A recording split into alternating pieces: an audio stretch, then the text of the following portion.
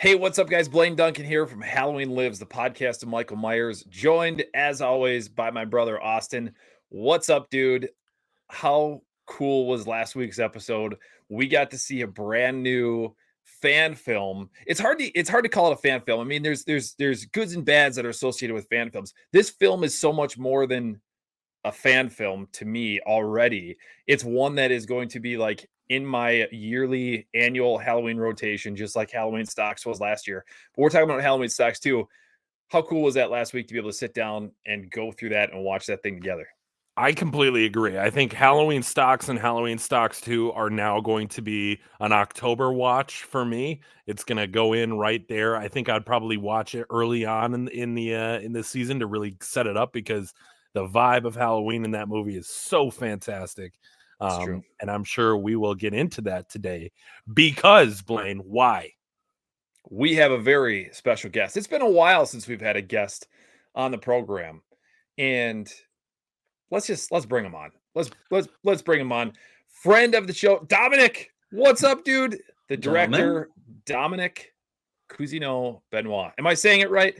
Oh man, you did good last week as well. I can see you practice. When we go back to the very first time you tried to say it, you massacred my name. And I did. I know. It's music to my ear. Oh, that's perfect. Well, I'm glad. I have been practicing. And dude, thank you first off so much for coming back on the program. Of course. You obviously got to see our reaction to the video last week and watching this amazing film that you just put out.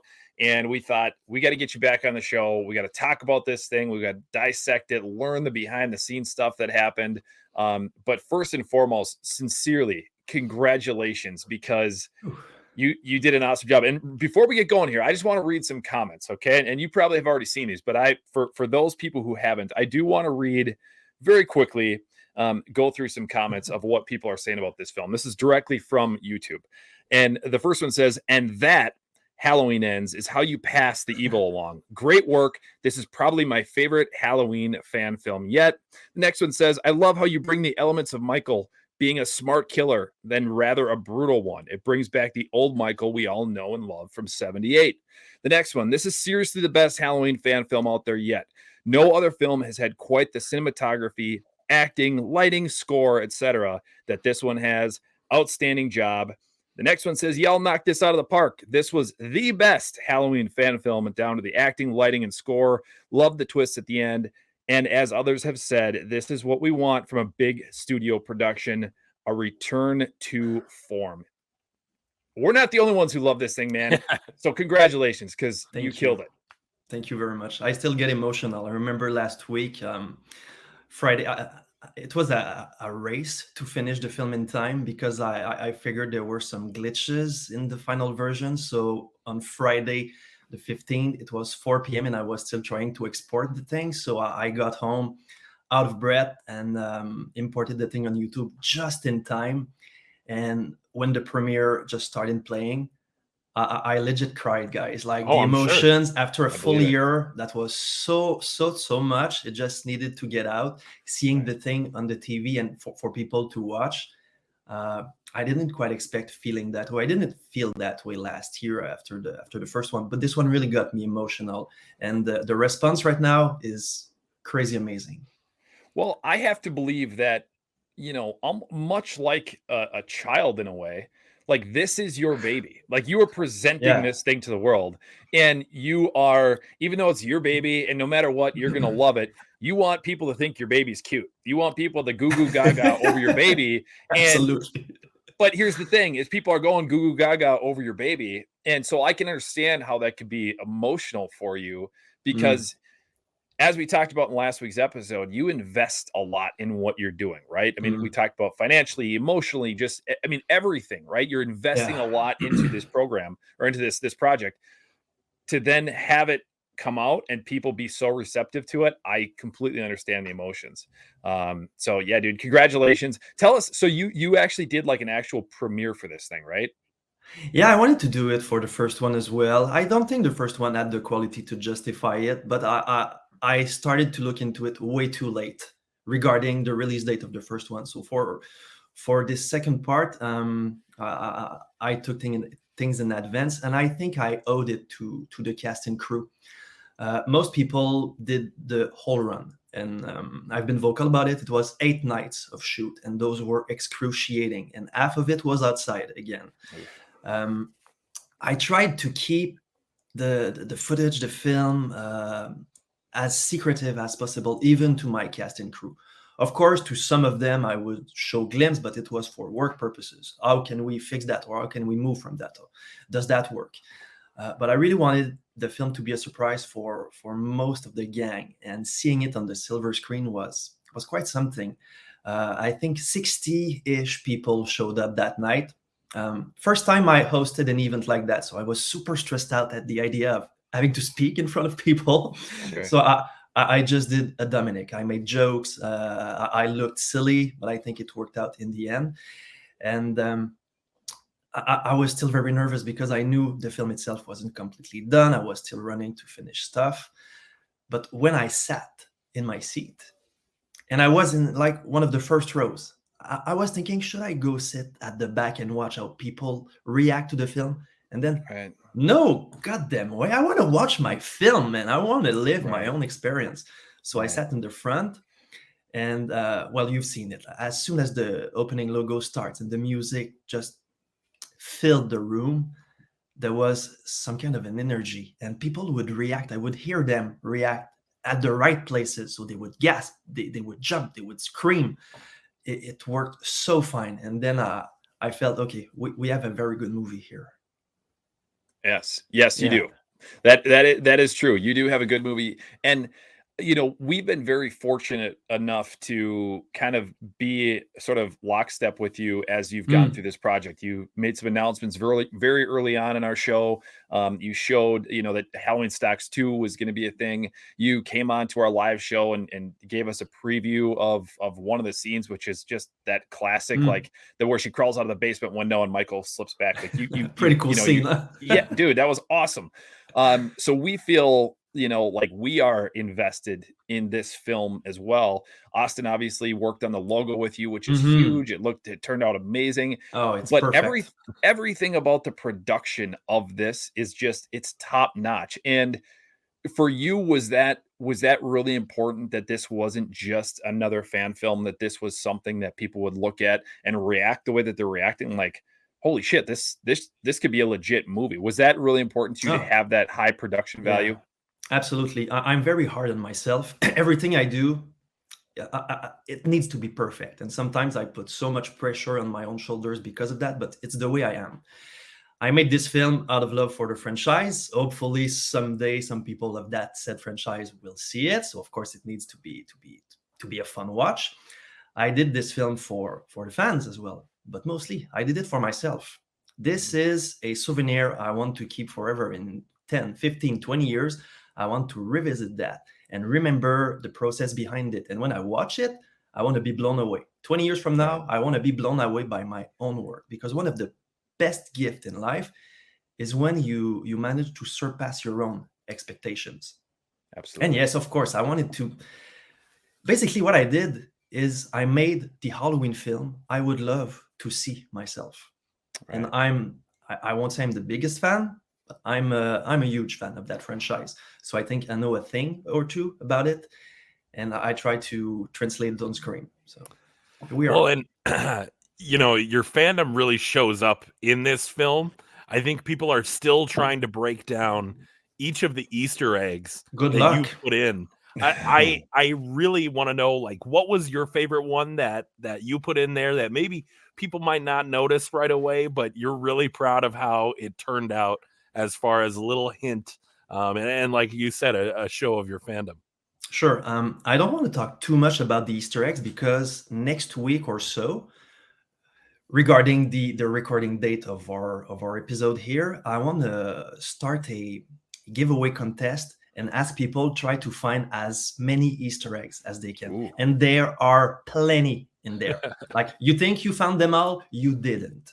I won't say the number, because I want people to think, oh, if there's that much, I found everything. Right. I will tell you that thing, though. My favorite one, believe it or not, is not Halloween related. My favorite movie of all time is Jurassic Park. This is the one that ignited my passion for movies, and that made me want to become a filmmaker. So there is a nice nod to Jurassic Park in the film. Did you find it? Just asking before I tell you. Did you see something that would remind you? Oh my God, is this inspired by Jurassic Park? I think you and I had a conversation about it, Dominic. So I'm going to hold my you're biased what here. I You know. already know. I Blaine, you're yeah. on. So On the I spot. do. I don't necessarily I don't have like a true guess, like a dialed in guess. Because I'll be honest with you, I haven't seen Jurassic Park in probably well over a decade. Great movie, but just haven't seen it in a long time. Does it have something to do with the kid? Of course. Okay. Well, yes and no. Actually, I'm sorry. Okay. Yes and no. I can't put my finger on it, but I feel like there's something with the kid that maybe gave me that vibe. But I guess I can't say it. But now that I know that there's something, now that makes me want to obviously see. And this is how you get your views up too, Dominic. You get people go back and go guess, or they want to go guess and find these things. Which is that's the pleasure of watching a film. You watch it for sure. 4th, 5th, 6th time, and you still find new things in it. Right. Want to know what the Easter egg is? Yes, please. It's actually implanted early in the film, and the payoff comes later. So the story takes place in 93, in my mind. 93 is the year Jurassic Park came on screen. Right. Yeah. I was 6 years old. My character in the film, Nicholas, is 6 years old. In his bedroom, the sheets are dinosaur pictured, and he holds a velociraptor. And that velociraptor looks like Blue in the recent trilogy. I'm still way more a big fan of the first one. Right. But the velociraptor is not a coincidence. Maybe 5 minutes later in the film, when the shape emerges from the living room and separates the kid and the mom hides in the TV room, right? So when he enters that room, she's behind one of the couches. She turns on the TV, and there is this shot where the shape is in the forefront, and he walks, and you see her crawling on her knees behind, and it's an homage to that scene in Jurassic Park when the kids are eluding the raptors. Yeah, and like the kitchen or whatever it is, right? Yeah, between the counters. Very cool. And if you rewatch it and you pay attention, in Jurassic Park, there is this shot of the velociraptor's foot, and you have his big nail, his big claw knocking on the floor, click, click, click. And when the shape walks in the forefront, you see the knife. It kind of represents that claw. So everything was carefully planned there. Very cool. That's cool. See, that's what I think is. Those are the kind of things that I think are really cool. And one of the questions that I had for you that I wanted to get answered today, and Austin and I discussed it last week, was the Three Little Pigs storyline that the film opens with or the story, I should say, that the film opens with, that the mom is reading this kid the Three Little Pigs. Was that story purposely put in there versus Goldilocks and the Three Bears? Well, I know, but was I onto something? I know, right? But was I onto something when I said what I said about there's the protection, the mother's protection, the three people? I mean, you kind of answered it actually. Okay, if you take the dad out of the picture because you barely see him at first, and you find the body later, but the three main characters are the mother, the son, and the grandma. Yep. And they each have their house. The mom has her own house, the kid has his tree house, and the grandma has the brick house. Right. And they run from one house to the other, and they never get safe. I love it. And of course, the thematic of the Three Little Pigs, like three little beings that are being harassed by a stalker who tries to get in. So it was just very fitting. Right, exactly. And that was the thing, is like when on the initial watch, obviously, we're seeing this all taking place. But then as Austin and I started to dissect the film and talk about it, that's when I was like the light bulb literally came out of my head. And I was like, oh, I see what's going on here. Like the story matches the story that she was reading, or in some ways. Right. So I love that. I think that's super cool. I think just in general, well, I don't want to get too far ahead because I do kind of want to walk through this and break this film down from your perspective. But let's go back to the opening credits. First off, we mentioned already the score for this, fantastic. And remind us again. Man. Okay, yeah, he did the first one as well, right? Mm-hmm. Okay, fantastic, dude. This was he's touched by greatness. This guy has a gift. Yeah. Yeah, Oh, it was incredible. But that score, along with the Halloween 2 Jack-o'-lantern, was just for any fan of this franchise, they're immediately like, I see what we got going on here. Yeah. But even if you're not, and you just were like scrolling through YouTube and you saw this film and you're like, oh, I'll give this thing a watch.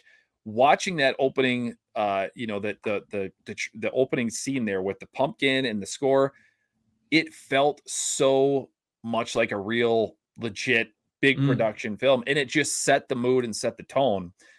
What made you decide to go with the jack-o'-lantern versus just I think the first one was at the mask. I think the opening. Yeah, the mask would pull off, I think. He would become like smaller in the screen. You would start on the eyes, and then you see the full mask. Right. With the first one, I wanted to of course preserve the idea, or not the energy, but the theme in those opening credits.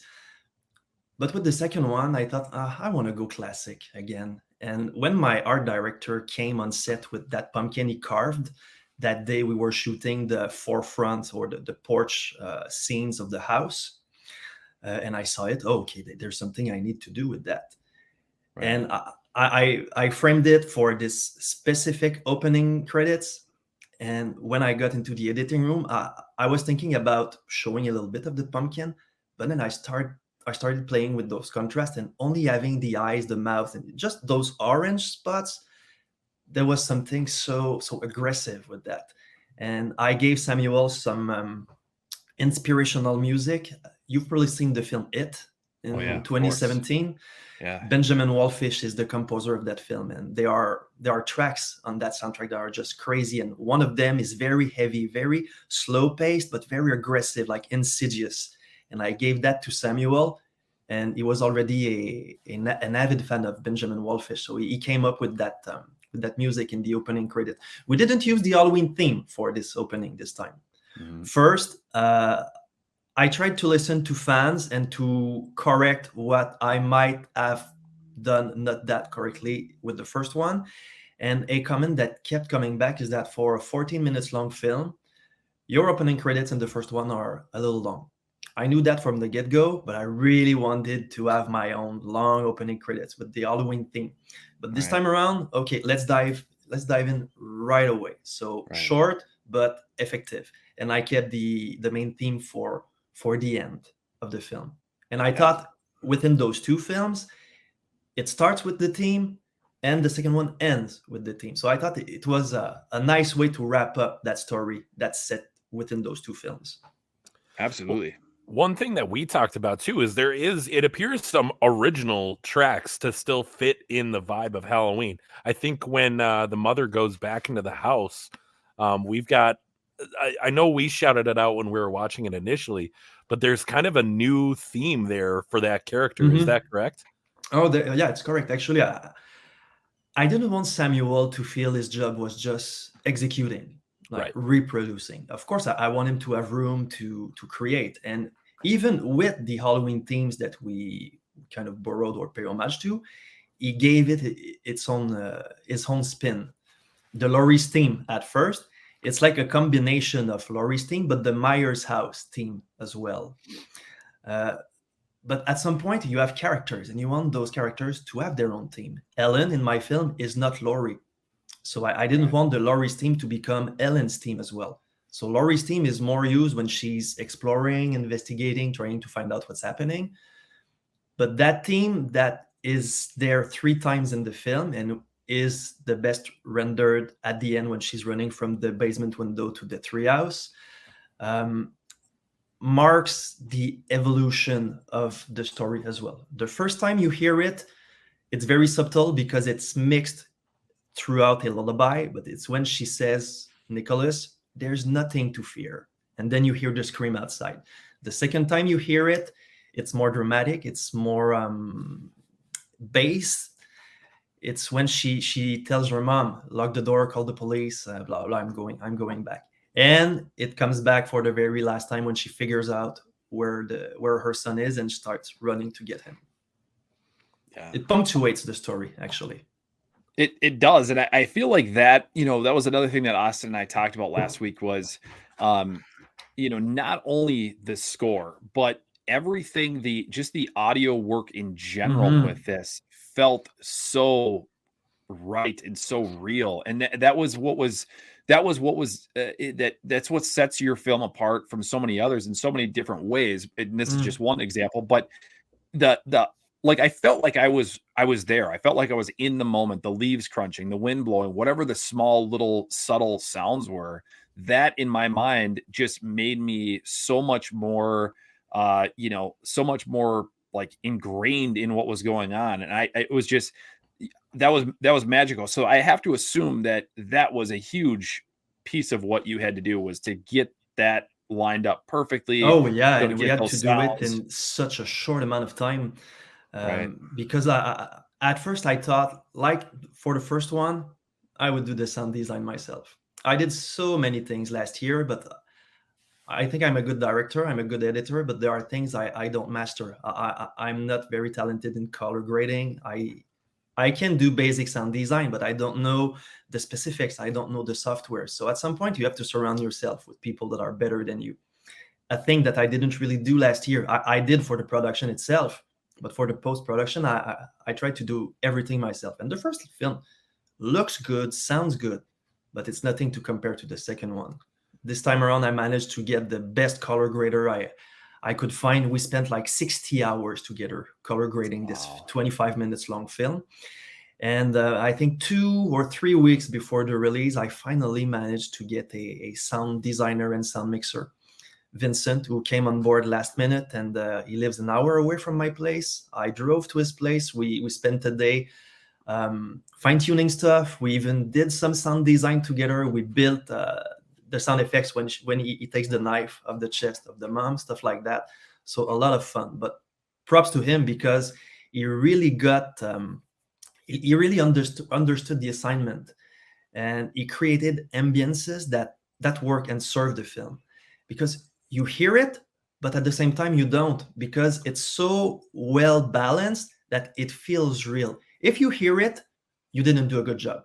Like if you were able to point it out, even if it's good, oh, look at the sound design, at some point you didn't do a good job. It has to be so subtle, feel so real, that you get into the story, and it gives you the impression that you are there, because the elements feel real and genuine.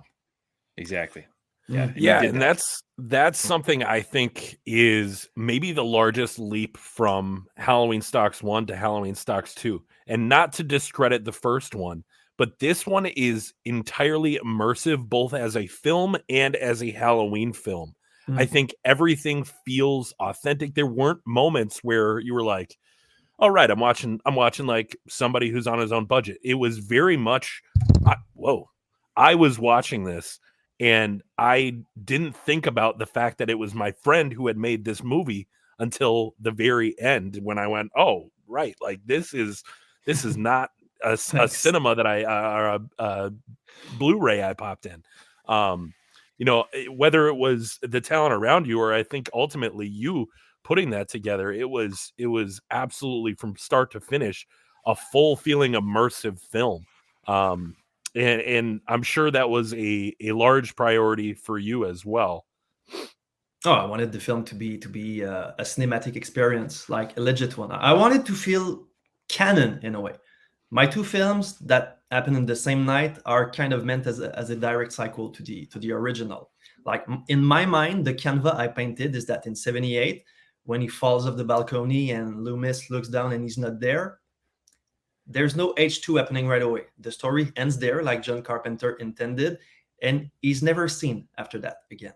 But every year on Halloween, in the surroundings of Haddonfield or small towns around, strange occurrences happen. And then there's maybe a legend going around. The boogeyman comes back every Halloween. But Michael Myers was an escapee who killed 4 people and was never before seen again. And the mask is iconic for us.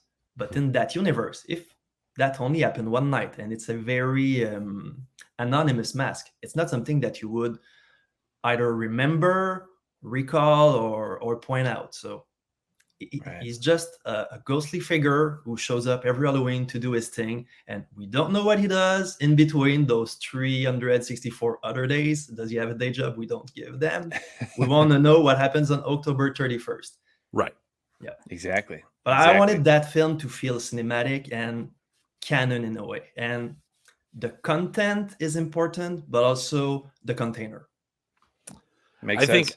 I think that's a huge part that we've talked about too, is your universe that you've created. The Michael feels like the Michael we know. There were times where Michael reminded me, I think 95% of it reminded me of Halloween 1978. But there were times in action scenes where I was like, oh, this kind of reminds me of like H2O, or this reminds me of one side or the other. But I think we talked about it last week. It was like Michael feels like Michael. And I think that is not to be understated. I think it's a very hard task to make Michael. I think everybody has kind of an idea of how Michael should walk or move or how he kills and stalks. But you really nailed it, especially in this film. There were so many scenes where I was like, yeah, that's exactly what Michael Myers would do in this scenario. In one of the comments I read on YouTube, someone really made me smile. I had the stupid grin on my face for a while. He says, there is Michael Myers and there's the shape. And Halloween Stalks embodies the shape. Like, it really portrays the shape. Never, either in my scripts or on screen, the shape is called Michael Myers. His name is never told, but when I wrote the thing, I would always refer to the shape, or the attacker, or the stalker, but I never put his name in there. Not in the credits, nowhere, because he is the shape. I love that. No, and I think that is what's really cool, is you do get that like Austin said, there's that sense that this is the Michael Myers that we know and love and want to see on screen. And we've seen different adaptations or different takes on Michael Myers over the years by various different actors and stuntmen, and some are clearly better than others. And watching this, like Austin said, it's like, okay, this is what you would expect Michael to do. This is how you would expect him to move. And just, I also think what you brought to this was that, well, Michael's stalking, right? As in the name, Michael is slowly stalking. It like the scene where the little boy looks out the window, and where Nicholas looks out the window, and Michael is down there staring at him. Man. Yeah, was that a tough one to get, or what? It was, because that had been a very, very long night. It was the last shot of the night. Well, from that perspective, we had to film the attack on the husband. We have to film the empty plate when the mom looks and there's nothing, and we have to get that shot of him just staring. And then it was a wrap. And after those 12 long hours, we're all going home. It was like 3 or 4 a.m. But that specific shot, when I was looking on the monitor, we were shooting in the house of one of my friends.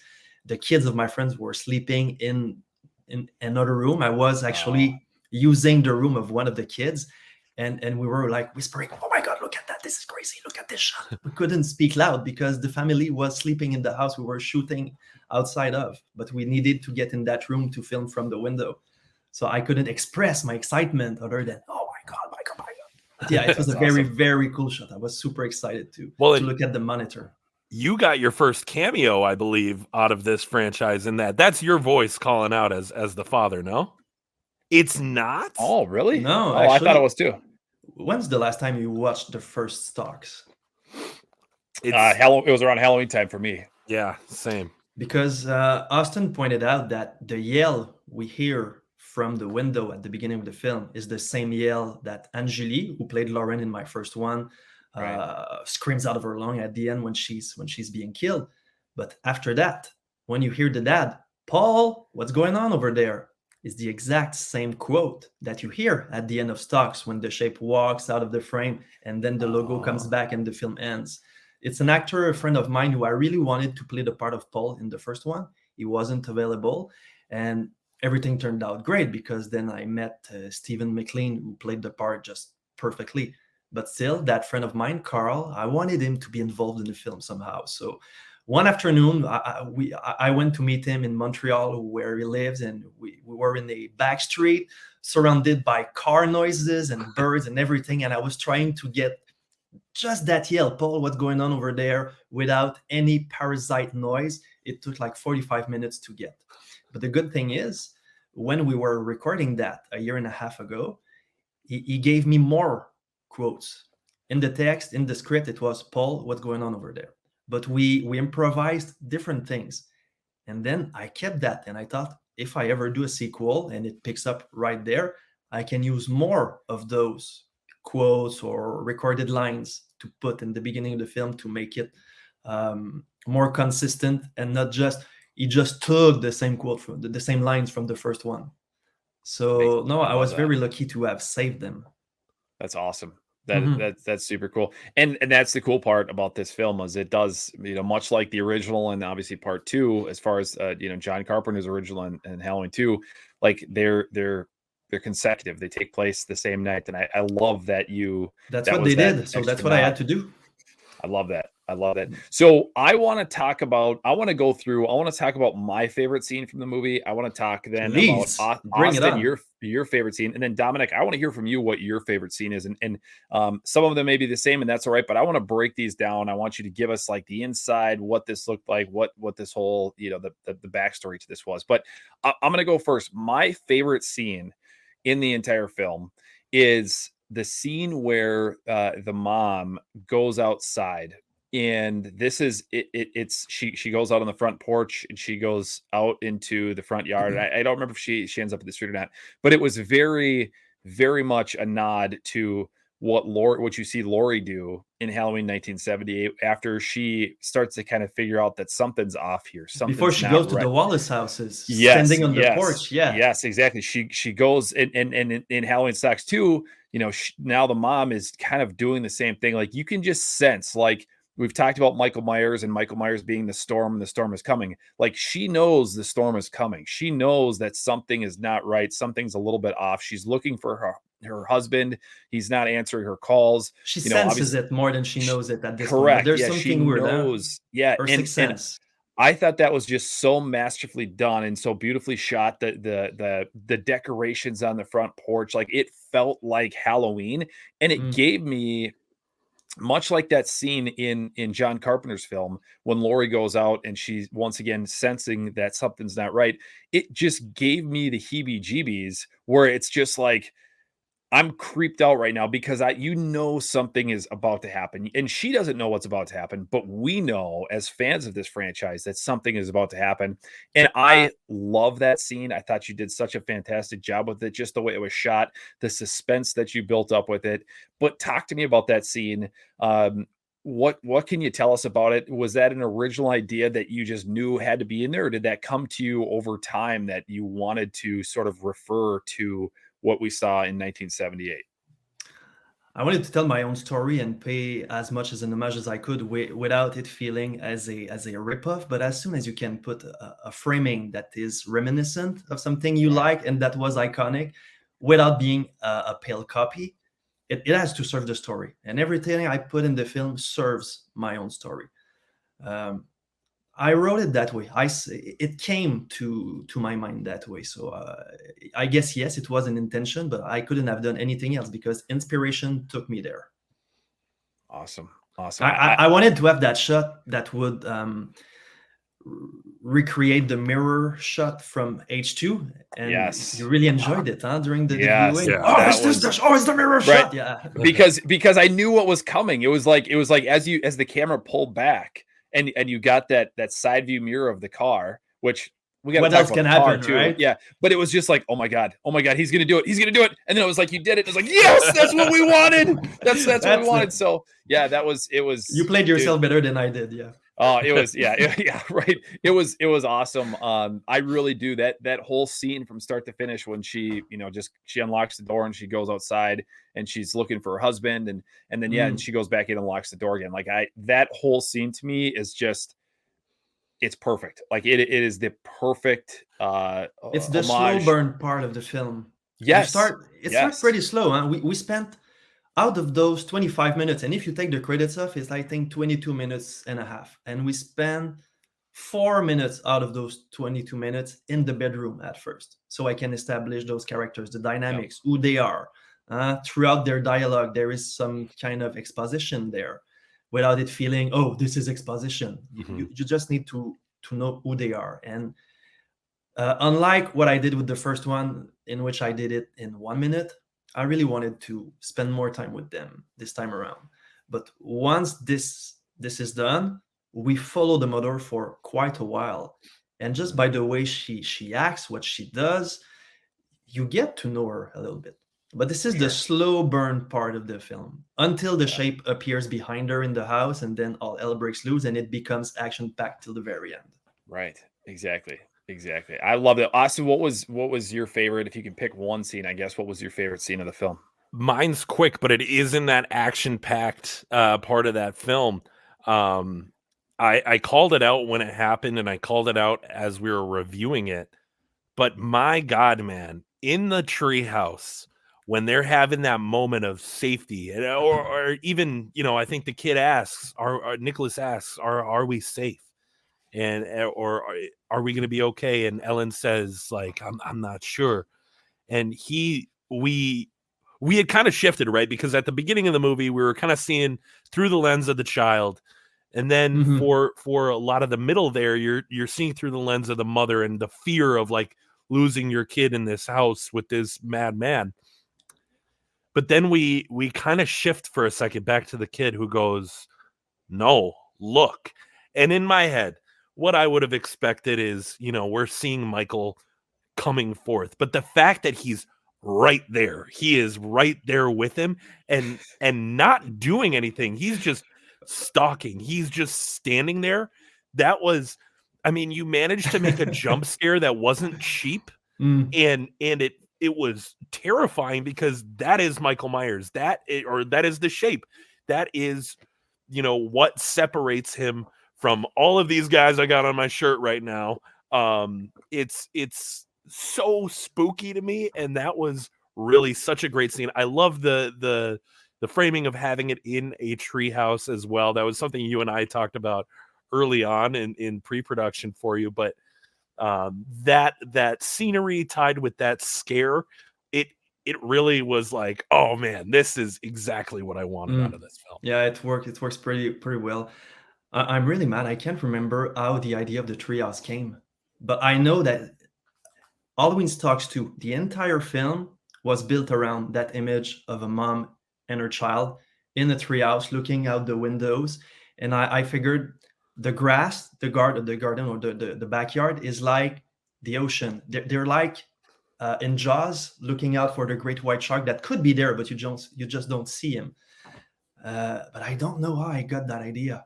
What I know is that it came very, very soon after the first film, because Facebook reminded me that on February 15th, back in 2023, I was already posting stories. Hey, does anyone have a treehouse like that? And I would just take pictures of treehouse on Google as inspiration to ask people. I ended up finding that one that is just a perfect filming location, super cinematic, and the potential of that location was endless. So it was scary. It was exciting. What I liked about the idea of the treehouse is that you take something that during the day you have happy kids memories related to that, but put the shape in it, and that kid thing becomes a nightmare, and you can never see it differently again. What else can I say about that scene? Back in 1978, how long did Michael stalk Annie through open doors? Huh? She's on the phone, and the door just behind her is open. He's just staring at her. It's what he does because he enjoys it. He takes his time. He takes his goddamn time. And I Yeah. wanted him to do the same thing here. It's the OG shape here. Huh? It's not the bull that's been portrayed in the more recent films. It's the OG shape that's more meticulous, playful, um, but even more dangerous. I I think love that. that's what sticks out to me there is that it is a little playful, and that's a very sick and twisted idea for someone to be enjoying what's Mm. happening to this poor duo here. But yeah, no, that scene I think will jump out to me because it really it it it was something I wasn't expecting, but I was so pleasantly surprised with, that I think that that's what I'll carry with me from Halloween Stocks too. What I liked about that too is that the mother didn't expect that neither, because at the beginning of the film, when Nicholas is at the window in his bedroom, and oh, the boogeyman, he's gonna hurt dad, he's coming to get me. She looks out, and there's nothing. So now we're in the treehouse, and Nicholas kind of says the same thing. Look, there's something there. And she really hopes it's not true, but this time around, he's there. And she's been spending the film telling him the boogeyman is not real. Well, now he's in your face. And I don't know if this shot is very quick. Huh? It's a jump scare, so the shot is very quick. But pause the shot, make a freeze frame of it, up the brightness of it a little, and you will see that on the right, you have the shape looking at them. And on the left, on the wall, Nicholas made the treehouse his own. So he wrote in carton letters NICK on the wall. So in that frame, you have Nick, a very nice nod to Nick Castle here. That's awesome. And I always saw the treehouse as the young boy's castle as well. Oh, for sure. Love that. Yeah. And that's the thing. Like you kind of talked about that, Dominic. Like a treehouse is a safe place for kids. I mean, we all have forts as kids. We all have tree houses as kids. I mean, we all make whatever it is. And yeah, those are places of happiness. Those are places and memories. Good memories. Right, exactly. So to take that and make it, it's like I love in horror films when there's a really happy, cheery song that's in a really scary scene, like Tiptoe Through the Tulips, right? In Insidious, when they play Tiptoe Through the Tulips during that one scene, it's like not this that is happy. That's fucking creepy, man. It is creepy, but I'm just saying it's supposed to be a happy song, right? It's supposed to be like an upbeat song, and they take it and they put it in an extremely creepy environment, and now all of a sudden it's like that is creepy. And you did that with Tree Houses. Now you took what is supposed to be home invasion films when they do that. Huh? The intruders come, they tie up family people, whatever, and they play some heartwarming songs while they are kind of torturing them. Right? Mr. Sandman. Yeah, Mr. Sandman. They played in 1981. Merle Haggard song in The Strangers when the man in the mask comes through the house. Like it's like these songs just they add something to it, and I think that's what you did here with the Treehouse. Is to your point, like Treehouse is supposed to be a very safe, fun, enjoyable place, and you injected Michael Myers into it, which is every dads are gonna unbuild tree houses now. Right. In my film, no, my kid is not going back in there again. Right, exactly. All right, so Dominic, what was your favorite scene? If you can pick one, and that might be really hard for you to do, but what would be, if you had to pick a scene, what would be your favorite out of the whole film? Do I have the right to have two?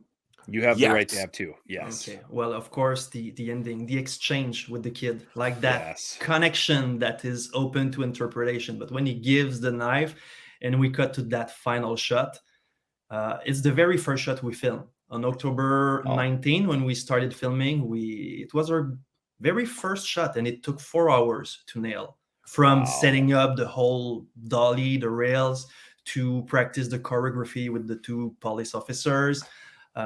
We're shooting with a kid this time around, huh? And Misha is 7 years old. He just turned 7 when we were filming the film, so it's hard for this young boy. We were filming at late hours, and I was asking him to play some heavy stuff.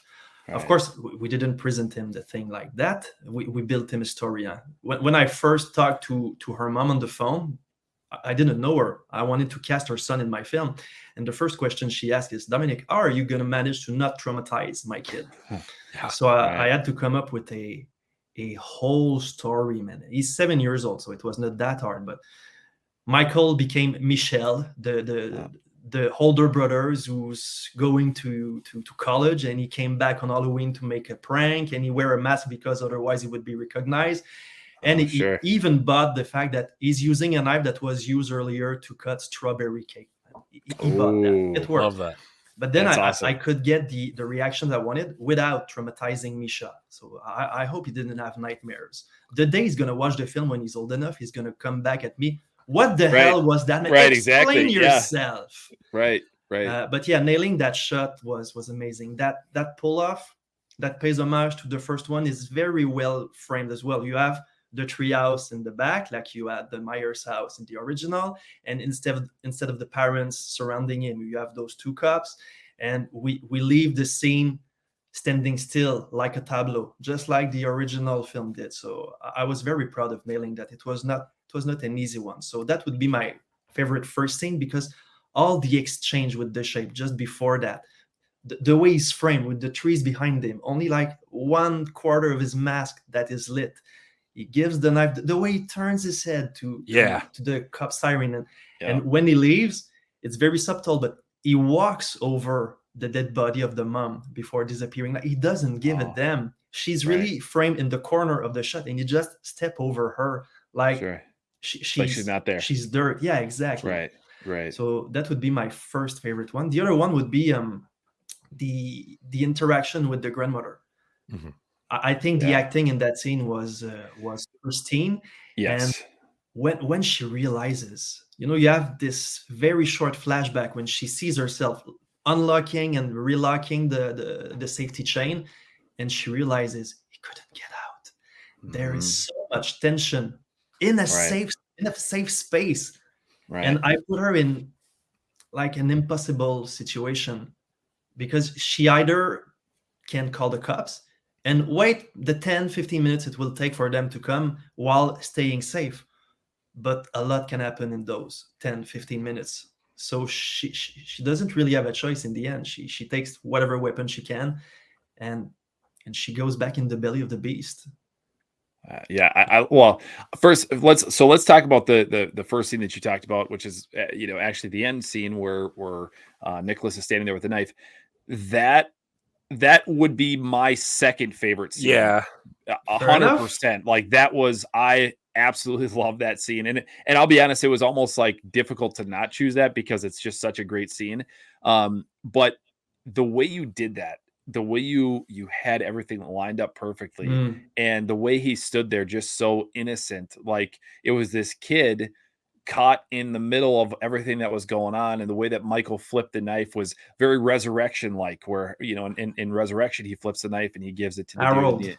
Harold, yes. And so awesome, dude. I can't say enough good things about that. And like, you get the lights flashing, from the cops as they're walking up. You nailed it. You absolutely nailed it. And I know Austin loved that one too. Yeah, I think like the pullback from a higher angle, I could tell you were up, pulling back just like the original movie did. I think that was fantastic. But there's so much to read into that last scene. I was hoping we would get here, because I know you're gonna want to leave it open to interpretation on what that all means. But there is so much to unpack there, and I said it in the video that I wish a little bit more of that thought process had gone into Halloween Ends when they made the exchange in the sewer.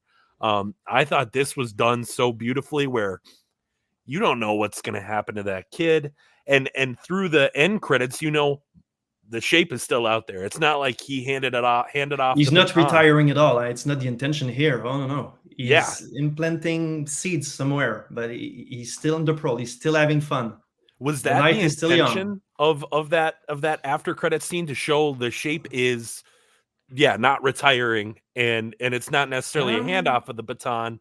We don't know what that interaction was, but we know the shape still stalks. Wasn't to state that no, it's not Halloween Ends. The main intention was that when the film ends with the boy in the pullout, you're kind of in shock, because what I hope is that people didn't see that ending coming, and there's so many things that can go into your head. Is the boy going to be framed? Is he going to turn evil? Is he going to grow up like messed up?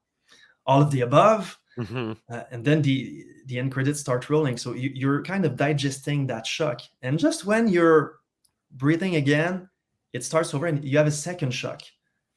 That grandma, her story in that film is so tragic, because from the moment the mother comes at her door, she never really explains what's happening. There's someone in my she never finishes her sentence and just asks, where's my boy? Where's my 6-year-old? But where is your 6-year-old grandson? And she just doesn't understand. She just sees her daughter that lives next door, that she sees pretty much every day, take a goddamn fire poker, super dramatically call the cops, lock the door, and she never comes back, and she will never answer the phone again. So she's left there stressing out alone at night, and the shape comes stalking her, man. And he's gonna take his sweet time with her. She's an easy prey. So I'm really mean to my characters, but it makes good films. It makes good cinema. So well, and the actress that played the grandma, I thought in my mind was one of the best in this film, because I just thought she was so believable. And to your point, when when Ellen comes to her door, she's so, like, the look of confusion on her face, like, what are you talking about? Like, Yeah. Paul came and picked up, All in the eyes, huh? yeah, exactly. And I thought she sold that so well, was so believable. Obviously, you had the awesome nod to Mrs. Elrod with the pink robe. Like, that was fantastic too. Nothing's in your face. If you see it, you see it. If you don't, it doesn't change Right. anything, and the story unfolds anyway. Exactly. And I love that. No, I thought that was so great. And I mean, that's where this film is just, it's filled with surprises. It's a great film for somebody who doesn't know a lot about the Halloween franchise, and it's a great film for somebody who knows it in major detail, like Austin. It's I'm a huge fan. inclusive. Everybody's It gonna is. get something out of it. Exactly. It is.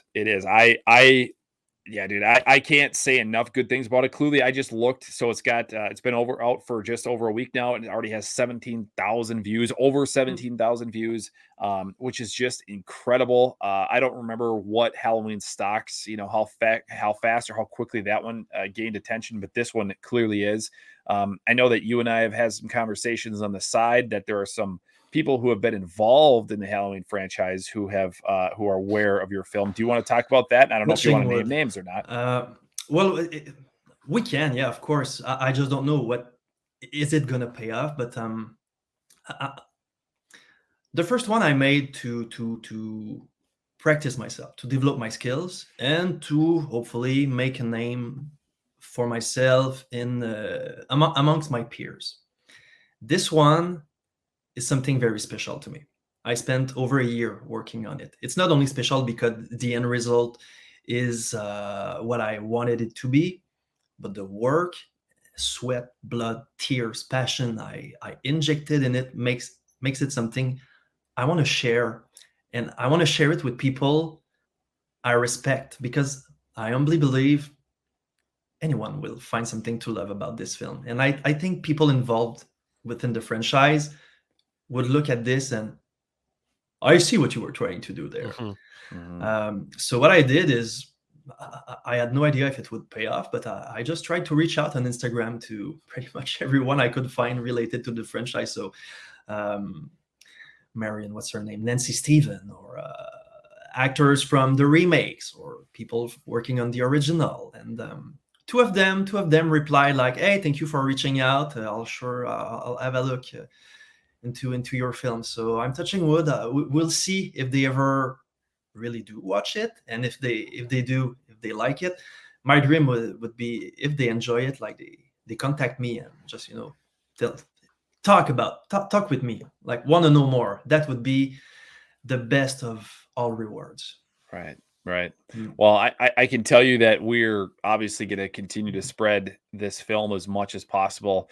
And it's been awesome to be able to know you, and to be able to be kind of by your side in some ways throughout the making of this film, because we've been excited about it since the day that you announced it. And I think the big question that everybody's going to want to know, so we're just going to ask it, Dominic. We're just going to ask you straight out. Are we going to get a Halloween Stocks 3? Is that potentially something that you would be interested in doing? I'd love to do it. I mean, I feel like at home in Haddonfield. It's a world I'm getting to know in a different way. When you're a viewer, you know stuff because you observe it. I've been walking among those streets while making those films, so it's starting to feel like home. If there ever is a Halloween Stocks 3, it would probably not be a direct sequel this time, because Stocks 2 has the perfect ending, and it really ends up the story of that night. The first film starts with the theme, the second film ends with the theme, and I think the story is complete. Pushing that, like, what's happening right after the grandmother, I don't know. That would be kind of a stretch. So there would need to be some kind of time jump or something. I do have ideas. I always have ideas. Thing is, I've been focused solely on this second part for a full year now. Like, I mean, I put my work aside for 6 months.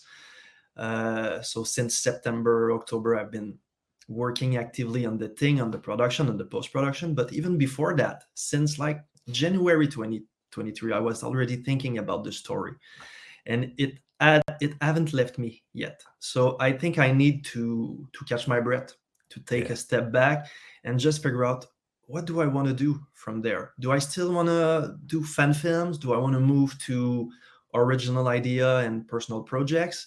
There are several options.